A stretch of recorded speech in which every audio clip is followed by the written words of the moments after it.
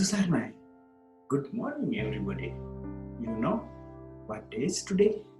Today is the Poson Poet Day. There were two special programs we organized.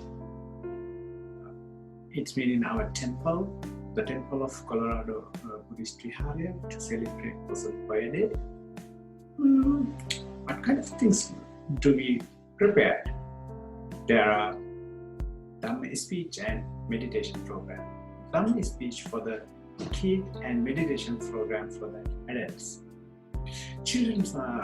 Our children are now ready to present the Dhamma Speech. That is the first part of our Poson Poet program. You know, our kids, they did very marvelous hard work to prepare the Dhamma Speech. We can hear very soon, maybe within a couple of minutes. But they prepare their things even though without any help from their parents. They did by themselves. That's why we can feeling very proud of our Dhamma kids. Anyway, before I start the Dhamma Speech, we do have very, very important guest. We invited him to deliver a special Dhamma talk to our Dhamma school kids. You know, he is our most venerable Valpalapiananda Nayakamdu. I would like to invite, on behalf of our Dhamma school, on behalf of our temple, and on behalf of all of Colorado Buddhist community, to him deliver Dhamma talk. So all of us, we are going to pay respect to him. Say sadhu, sadhu, sadhu, and please listening carefully. Emperor Ashoka's son, Mahinda, Venerable Mahinda, we call Arahat Mahinda, sometimes we call Anubuddha Mahinda, went to Sri Lanka, established Buddhism. Do you know we have Buddhism around the world, every part of the world right now.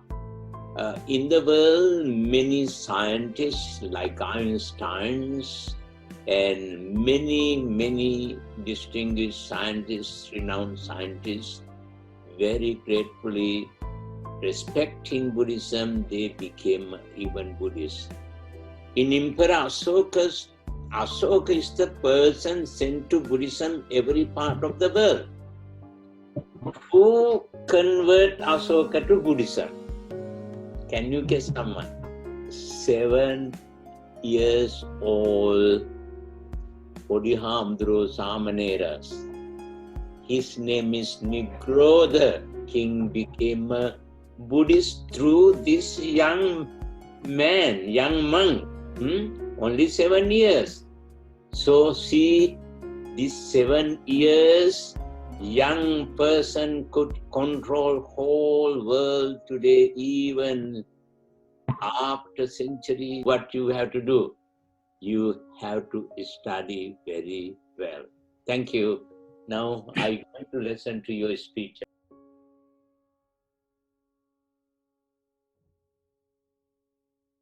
Talking about Tanati Tata Veramanesi Kapadang Samadhyami. That means no killing. There was a baby deer that lived with her mother in a beautiful forest. One day a king went out for hunting and shot an arrow at the mother deer. The mother deer was sad and was crying and tried to feed her baby one last time. Think, would you like when someone hurts or kills you? No, we don't. So same as us, animals have feelings too. The king felt very sorry about what happened and said, "I'll never hunt again." The king took care of the baby deer. Not harm or kill anyone for fun or sport.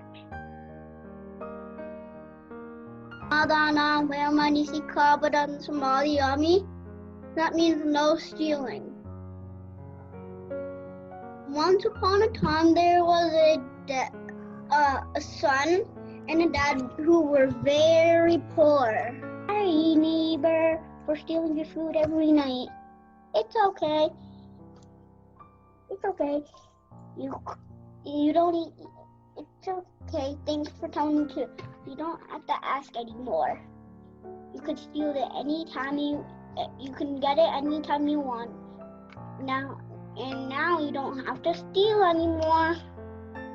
And then when you start stealing, you feel guilty because it's not right. It's not the right thing, and the other person will be sad because they won't have the same amount as they had last time for their food.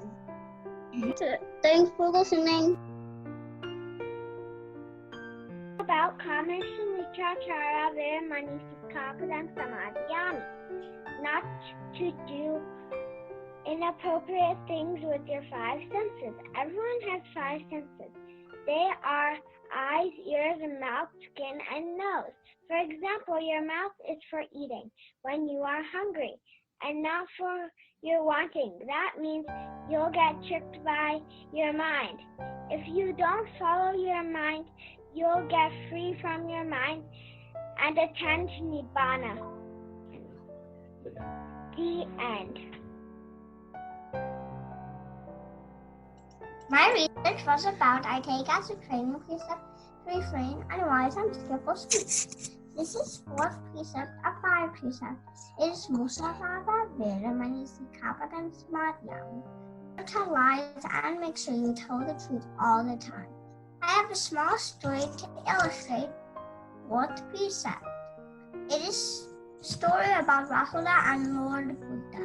One day the Buddha told to Rahula, "Please bring me a basin of water. I want to wash my feet." He washed his feet in the basin of water and asked Rahula, "Would you drink this water?" "No, it's dirty," Rahula replied. Then the Buddha asked Rahula to throw the water away. The Buddha told Rahula, when water gets dirty, no one wants it. It is the same for those who tell lies. No one cares for them anymore. Tears of shame came to Rahula's eyes. He never told another lie. Moral is we should always tell the truth. Thank you. Ayubowan, Venerable Ma Sangha, dear Dhamma friends and family. My name is Ryan, and today I'll be talking about the 5th precept, Suramirya Madhipamadatanam Veramani Sikapadam Samadhyami.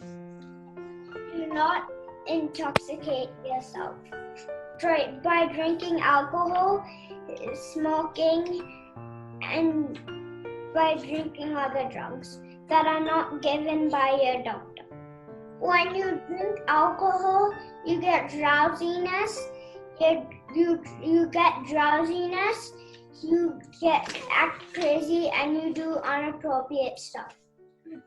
When you smoke, you are burning a leaf that's called tobacco, and it's bad for the environment, and when you burn it, it's bad for the environment. And when you smoke, it pollutes the air, and it can affect growth effect and in your lungs, and it makes your teeth black and your heart brown, and thank you. Everyone, Venerable Ma Sangha and Dhamma friends and families. My name is Kevin. Today, I will be saying you need to respect your parents. Rekatva poses yuddhikaranam ayurigam vasvasatam matupadam namamam. That's mom's. Here's dad's. Uddhikaro alingvitva chumbitva piya puttikam rajamajjang supititam ma pitupadam namamam. It's important to say this every day before you go to sleep. Parents are important because they're the people that teach you most of the things. They teach you how to eat. They teach you how to take a bath. And they teach you how to eat. They teach you how to take a bath. They teach you everything. They teach you how to go to the bathroom. They're the first teachers in your life. Another thing you could say instead of me just saying all that, I could have just said, Mata Tata Tasalakana Darua, Das Kisi Davasak Nabaridin Buddhidam Sangayan Daruan Saranim Yana Yana Dana Ohojaya.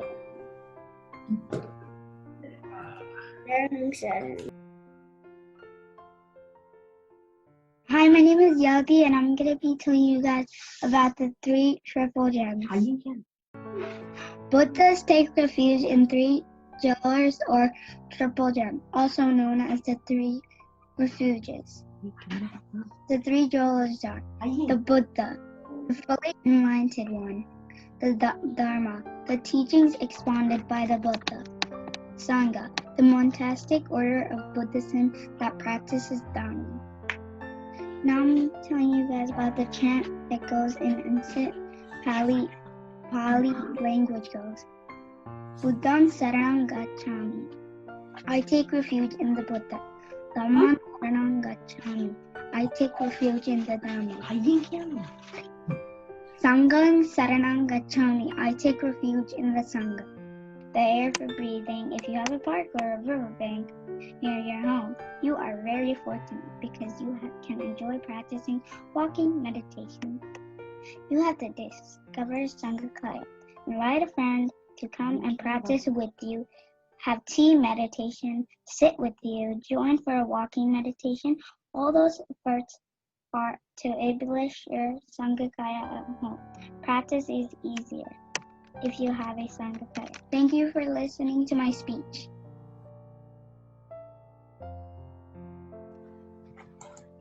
My name is Amelia, and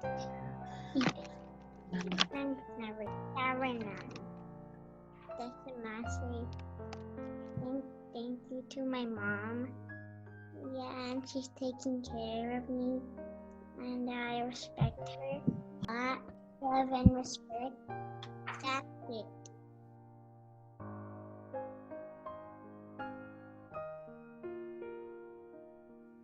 What is Poson Poya? Poson Poya is an annual holiday in Sri Lanka. Celebrations are centered in the city of Anuradhapura around Buddhist sites in that city. How did Buddhism come to Sri Lanka? Buddhism was introduced to Sri Lanka in the 3rd century BC. After Mindu Thera, son of Emperor Asoka, came to Sri Lanka during the rule of Devanapiyatissa. Before he did that, he asked the king 3 questions to see if he had the knowledge to understand Buddhism. He also preached the first sermon there, and ended up converting the king of Anuradhapura to Buddhism. What happens during Poson Poya? During Poson Poya, people go to Buddhist sites near Anuradhapura and preach. A lot of people also climb the top of Miyantala and pray up there too. Everyone also dresses in white for that. The importance of Poson Poya is important because it was the first religion to come to Sri Lanka. Before, the country did not really have a religion, mostly worshipped their kings. It is also important because Buddhism is a very significant religion in Sri Lanka. There are about 14 million Buddhist people that live in Sri Lanka. This is about 70% of the total people that live in Sri Lanka. Thank you. That's it. Sangamitta Mehenin Vahanse was the eldest daughter of Emperor Asoka of India and his wife Devi. She was born in Uddeni, India in 281 BC.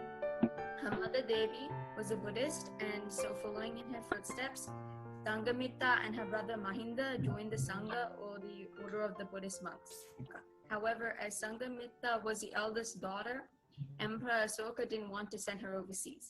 A few years later, Sanghamitra finally persuaded Emperor Asoka to let her go, and she went to Sri Lanka with some nuns to start the lineage of Bhikkhuni. Sanghamitra also brought the Bodhi tree, a sapling from the Buddha Gaya, which was the tree that the Buddha was enlightened under. It's over 2,500 years old, causing it to be considered as one of the oldest living trees in the world. Sanghamitra died in Anuradhapura, Sri Lanka in 202 BC at the age of 79. The Uduvappa Poya festival is a festival observed on the full moon day of December to celebrate Sanghamitra's arrival in Sri Lanka, bringing the Bodhi tree and establishing the Bhikkhuni Sangha. Thank you. Buddha paid 3 visits to Sri Lanka that have sparked and spread Buddhism in Sri Lanka. Buddha's first visit was 9 months into Buddhahood in Mahayangana. Buddha's second visit was in his 5th year of Buddhahood. This time he came to settle the dispute between 2 kings of the Naga Empire, an uncle and nephew. Buddha's third visit was 8 years into Buddhahood as an invitation from the Naga king Sumanathaman.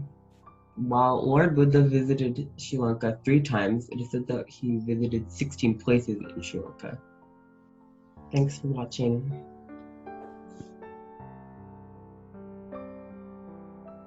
He was born in 205 BC and passed away in 285 BC. And he was the firstborn son of the Mauryan Emperor Ashoka and his wife Devi. And Mahindutara had no interest in the throne and no interest in not being a Buddhist, so Ashoka gave up. Before Mahindutara preached a sutra, he asked the king a series of questions to test his intelligence to make sure the king was smart enough to understand Buddhism. The royal party was invited to Anuradhapura for further Dharma talks, and the royal park was then set aside as residence for Mahindutara's party. Mahindutara later organized for a stupa to be constructed, and a part of the body, the relics on Gautama Buddha, were transferred from the Maurya Empire to Sri Lanka. Mahindutara passed away at the age of 80 in Sri Lanka. So I'm presenting on Moggallana and Sariputta. Sariputta was one of Buddha's chief disciples. His original name was Upatissa, and he is a disciple who is foremost known for wisdom. And he has a white skin tone because he didn't do anything bad in his past life. Then there's Moggallana, who is also one of Buddha's chief disciples. He is most known for psychic powers. His original name was Kolita, and his skin tone is blue because in his past life, his wife forced him to beat his parents, which turned his skin blue in his next life.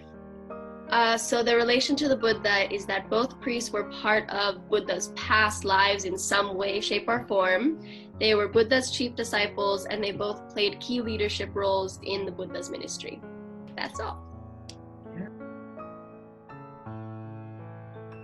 So I'm talking about the story of Mahapajapati Gautami. So Mahapajapati Gautami's beginning. Prince Siddhartha's mother died 7 days after she gave birth to the prince, and Mahapajapati was the aunt of the prince, so she became the mother to him, and she raised the prince as her own, but she also had 2 other children. Later, when the prince became the Buddha, Mahapajapati asked to be ordained as a bhikshuni. The Buddha refused because there weren't any women monks at the time. Mahapajapati tried again, and she ended up asking 3 times to be ordained as a bhikshuni. All those times the Buddha refused. So instead she cut off all her hair and wore yellow robes and walked many miles with 500 other women to show that she could become a bhikshu. Then the Buddha's chief disciples, Moggallon and Sariputta, appealed on her behalf to become a bhikshuni. The Buddha finally accepted Mahapajapati Gautami's request, and she became the first bhikshuni, so the first woman monk. All the bhikshunis had to follow 8 extra rules. The 8 Garudhammas. That's all. Thank you. We did ours on the Poya days. The Durutta Poya takes place in January. It celebrates the Gautama's Buddha's first visit to Sri Lanka. Then there's the Navam Poya. The Navam Poya takes place in February. This year it's on February 8th. It commemorates the first ever Buddhist council. And then there's the Medin Poya. The Medin Poya takes place in March. It is the day when Buddha visited his father, King Suddhodana, for the first time after the Sammasambuddha. Then the Bak Poya. The Bak Poya takes place in April. This is his second visit to Sri Lanka after enlightenment. It's the Vesak Poya. The Vesak Poya takes place in May. It celebrates the birth, enlightenment, and death of Buddha. We have the Poson Poya. The Poson Poya takes place in June. It marks the introduction of Buddhism to the island of armed Mahinda in the 3rd century BC. Then there's the Esla Poya. Esla Poya takes place in July. Poya was that Queen Mahamaya had a dream about the white elephant and the white lotus flower. Then there's the Nikini Poya. The Nikini Poya takes place in August. The event that took place on the Nikini Poya was the Dhamma Speeches. And there's the Binan Poya. This is on September. This celebrates Buddha's visit to heaven. Then there's the Vat Poya.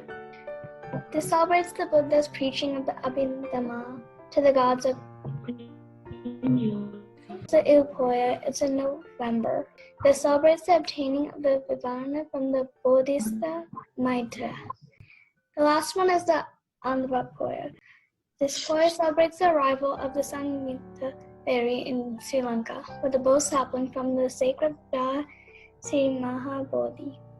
Thanks for watching.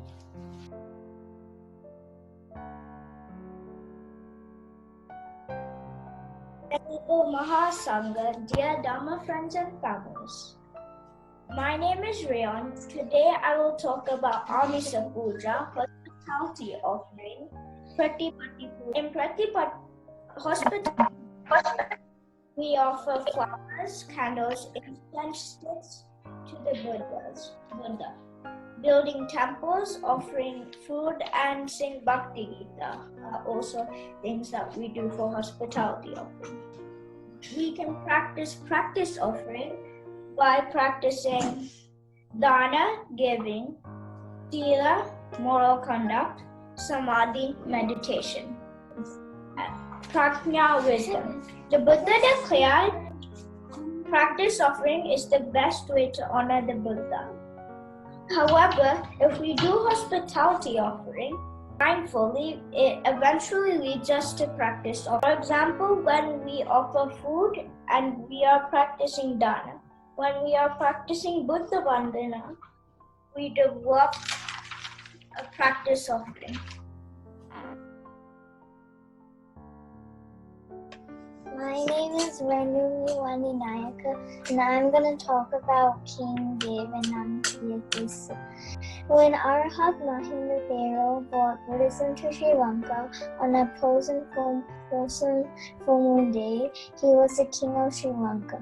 Mahinda Thero asked King Tissa if he knows about mango trees. King Tissa answered all the questions intelligently. King Devanampiya's predecessor was Mutasasiva, also known as his dad. His successor was Uttaya, who was an early monarch of Sri Lanka. He died at 267 BC, and his consort was Anula. And King Devanampiya's religion was Theravada Buddhism. Thank you. So this is the Sacred Tooth Relic by Sanyakanalo Ari. What is the Sacred Tooth Relic? The Sacred Tooth Relic is the tooth of the Buddha. The Sacred Tooth Relic is a very important symbol and item to Buddhists all over the world. This is where the Sacred Tooth Relic is kept. Where is the Sacred Tooth Relic kept? The Sacred Tooth Relic is kept in a temple in Kandy. Every year there is a pageant where the Sacred Tooth Relic is kept on top of a male elephant and there is a massive parade. This is the temple in Kandy where the Sacred Tooth Relic is kept. Why the Sacred Tooth Relic is important to Buddhists. The Sacred Tooth Relic has been respected over the years by trying to keep it in mint condition. This serves as a symbol and a past memory of the Buddha to honor him. This is a pageant with the Sacred Tooth Relic, and as you can see, that's the male elephant with the tooth relic on top. This is people going to worship the Sacred Tooth Relic and the Buddha. And that's my presentation. Thank you for listening. About Sri Pada or Adam's Peak, it is 2,243 meters or 7,358.924 feet tall. The districts to the south and east hold precious stones like emeralds, rubies, and sapphires, for which the island has been famous for and got it the name Ratnadvipa. The mountaintop or peak can be found near the footprint. At the entrance there is a Lakota Dorana. When you climb the mountain, there is a beautiful river called Sita Kagula or Cold River. When Buddhists climb the mountain, some people get baths and some people wash their feet and are called Mahantiri Dambe. Steep. Devotees who go to Siripal courtyard are eager to ring the bell according to the number of times they have gone after the worship of Sambuddha Siripa. Also, everyone is eager to watch the sunset. Thank you. Albowan Maginama Pawan. Today I'm going to talk about the Buddhist flag. The history about the flag is the flag was made in 1885 by the Colombo community. And there are 5 colors that have a different representation. The 5 colors of the flag are: the yellow is the middle way of life, red is the blessings of practice like achievement, wisdom, virtue, fortune, and dignity. White is the purity of Dhamma, and orange is the wisdom of Buddha's teachings.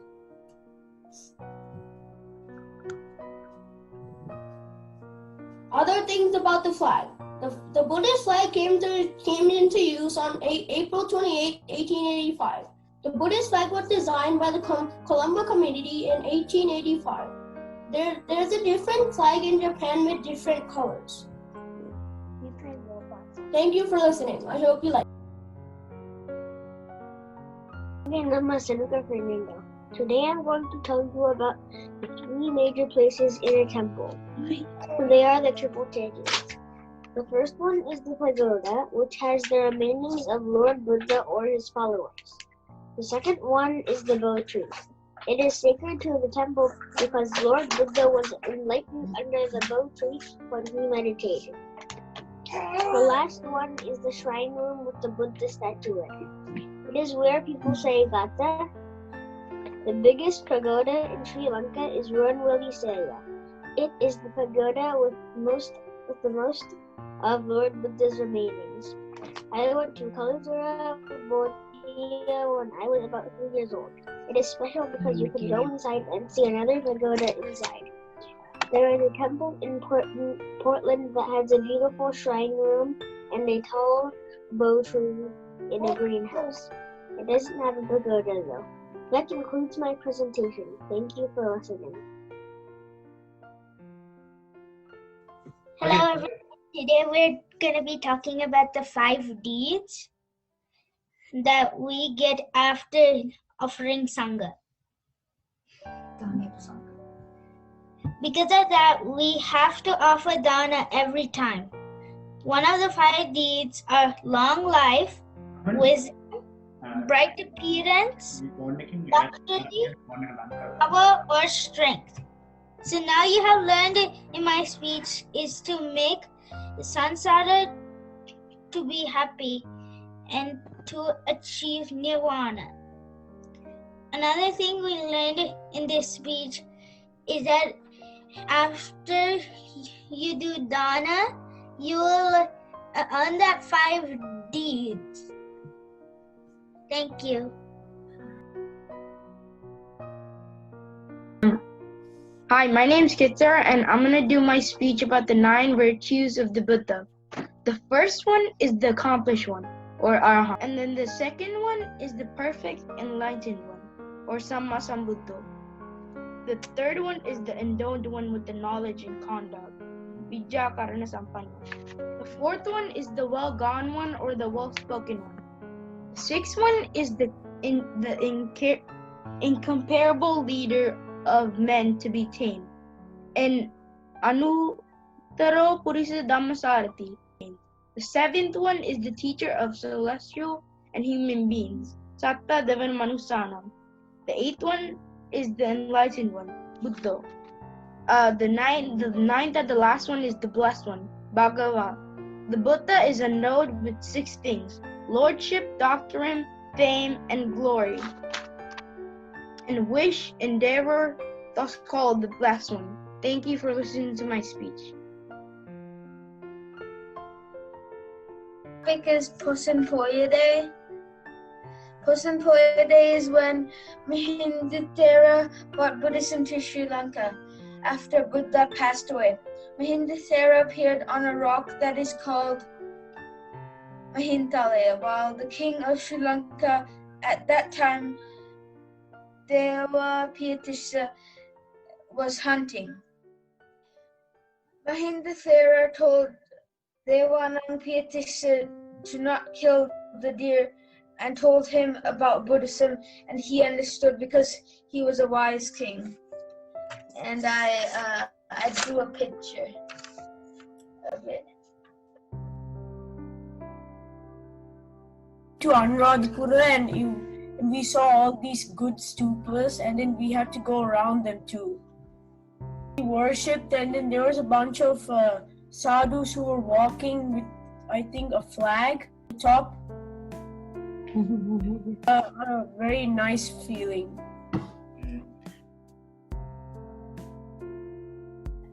My name is Natalie. I am going to talk about Princess Yasodhara.